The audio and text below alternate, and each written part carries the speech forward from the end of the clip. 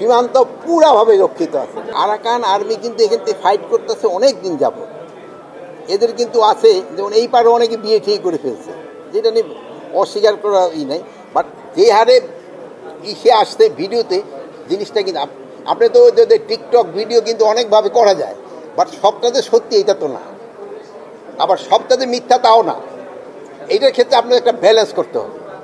আর হয় কি, আরাকান ওই বর্ডারটা একটু ডিফিকাল্ট বর্ডার। আপনারা জানেন দেশটা কি, আর এখনো মিয়ানমারে আমরা তো মিয়ানমারের সাথে যোগাযোগ রাখি, কিন্তু বর্ডারটা কে দখল করে আসছে? আরাকান আর্মি পুরাটা। এখন দেখবেন দিবেন মিয়ানমার থেকে কোনো কিছু ইম্পোর্ট করতে হলে বা এক্সপোর্ট করতে হলে মিয়ানমার সরকারেরও ট্যাক্স দিতে হয়, আবার আরাকান আর্মিতে যারা আছে তারও পয়সা নিচ্ছে।